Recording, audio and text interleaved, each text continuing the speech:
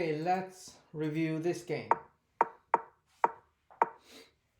So Queen's Gambit decline. Okay, white played g3. Instead of some other move like knight c3 or like take the pawn, so white played g3.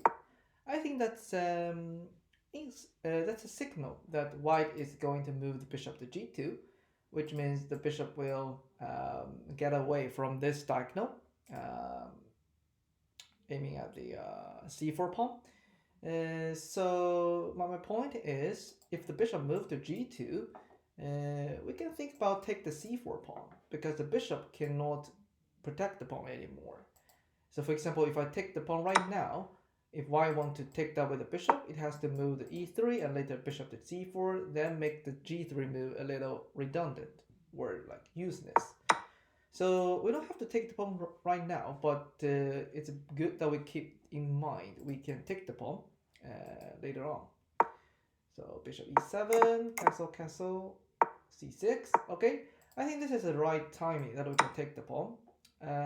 So if I want, because after castling, our king is quite safe. We don't need to worry about, first of all, white pushing e pawn to e4. We have knight controlling that. We don't need to worry about the pawn, the king being exposed because we have already castle. And if white play queen c2, for example, to attack our pawn, I think we can play b5. Is there any problem with that? a4. Okay, c6, take 95. Our rook is trapped. Oh wait, maybe not knight e5, knight g5. Ooh, that's a good move because we cannot move knight to d5 anymore. Otherwise, if knight e5, we can move knight to d5. Okay, but let's see. Is there anything else we can do? Maybe just give up the c pawn, play a6. If queen takes, we can attack the queen. Queen go back. Then we move bishop to b7. We can develop bishop in this way. And knight d7, rook c8, we can keep attacking the center with the c pawn. I think that's a good move. And also we control very well on the e4 square. So we can take the pawn basically. And we play c6, and it's a little bit like slow because I think we will push the pawn to c5 eventually. So as I said, we can take the pawn and hopefully push the c pawn right away. Knight d7, b6, and bishop b7. We want to divide the bishop, move the rook, aiming at the c file, rook c1, rook e8. I'm curious to know what is the purpose of this move. From what I understand, first of all, maybe we want to move the bishop to f8 and then e5, but the white still have 3 pieces controlling e5. I think we will lose the pawn if we do that. Or maybe we want to move the knight to f8 and then to g6 to maneuver the knight. It could be good since we have very small spaces at center. But thinking about the knight move to g6, the knight is quite stuck at here as well. So maybe it's not worth it to take like 3 moves, move the knight to a square where it cannot go anywhere further. So yeah, I think we can push the c pawn since we already done a lot of work on the queen side. If I take that, we can take it. If you take that, we can take it with the pawn. Our center is quite solid. So yeah, rook e8, I think it's a little, it isn't very helpful in my eyes. c5 is good. 94. Well, after 94, I think we'll have a kind of like pawn hanging there. It could be a target, unless we play a5. But these 2 pawns are doubled. Maybe we don't have to play 94 right now. Can we take the pawn? Exchange the pawns. Take this one. If pawn take, we can play rook c7. And later after queen to a8, we can aim at this knight and this rook to c8.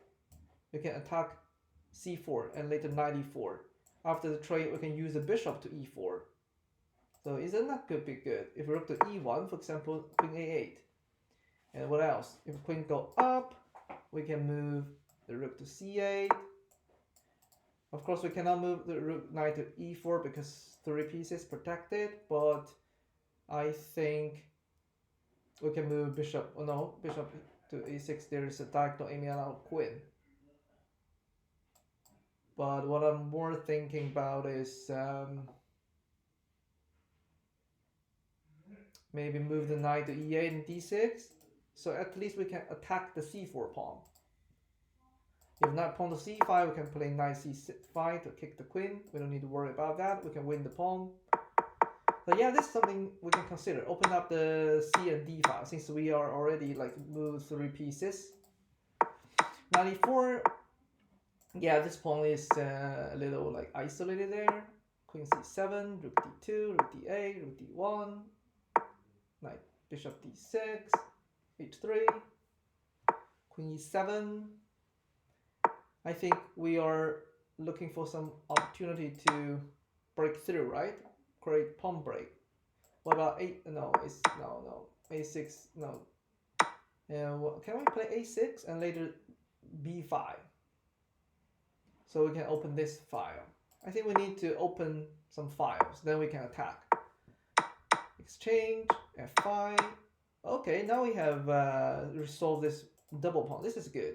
And later on, I think we can move the rook and g4, g5, f4 to break through the king side. This is where we can attack, and we can threat like g3, for example. Of course, we need to think about the safety of the e4 pawn after pushing the f4, but I mean there is opportunity to do that. And also h5, h4, attack g3 with our pawn majority is something we can consider. Bishop e5. Well,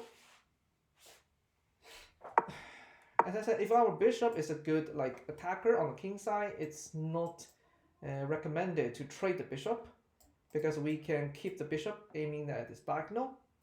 Once we trade the bishop, we also have one fewer piece stopping d6. And in this game, we play rook d6. It's a little bit wasteful to place a rook instead of bishop in front of connected or protected pawn, because a rook has a higher value than a bishop. So if we place a bishop at here, it is still aim at something. It's still like functional. But after trading the bishop, we use a rook at d6. The rook is a little like passive in front of the pawn.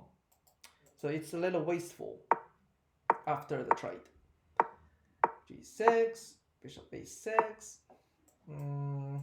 I don't think we can do anything on c4, so it's probably good to move the rook and later to find some opportunity to push the f4 pawn if feasible.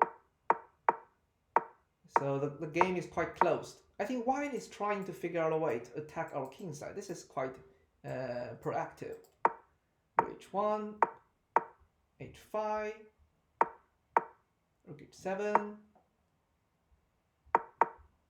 h2, queen f7. What is the purpose of this move? I think this move make the e5 square like unprotected. So maybe we can play g5, and here we can move the rook to protect the pawn, and then our queen can control the dark square because we don't have dark square bishop. Controlling dark square are some jobs the queen has to do. Queen e7, queen e5. Yeah, that's a problem. How can we place the rook? I think we should trade the queen immediately because this queen is so powerful than our queen. But we could play queen c7. That's not as good as queen e7 because we can offer a trade immediately. Another thing is, I think the rook is pinned when our queen moved to c7. Even though our rook is protecting c7, our h7 rook could move or could be blocked in the future. So queen c7 make us some potential problem at this diagonal. And also we cannot trade the queen. The e5 queen will stay there for a rather long time. This is not favoring us. Bishop d7. No, I think we should still play queen e7 to trade the queens. g4. That's a very good move. That's a very good move. We cannot take that. We'll lose h7. If we take this one, we'll lose e5. e4 and the bishop come out, and we'll be in trouble. I think the best move, we cannot move queen to e7 unfortunately, but I think the best move should be something trading the queen, like rook c6. We can still trade the queens, or force the queen away from the center. That's very helpful. Even though we will lose a pawn, but it's good to trade the queens. Otherwise, our king side will be exposed, like this. Bishop g6. That's a very good move. That's a sacrifice we cannot, like, yeah, we cannot defend after that. Rook h5. That's mate. Yes, so I think throughout the game, I think we did well in the opening, but first of all, I think after bishop g3, something like here, we can take the pawn instead of pushing the pawn c6 and later to c5. So we are a little slow in pushing the pawns. And rook e8, as I said, it's a little useful. It's a little it's not useful. We should like trying to open the center as soon as possible, and trading the knights make us pawn structure scattered. And now it's very hard for us to keep attacking black. And after f5, we have some opportunity to push the f pawn, but we didn't do that. We should keep the dark square bishop, because dark square is something we can initial attack.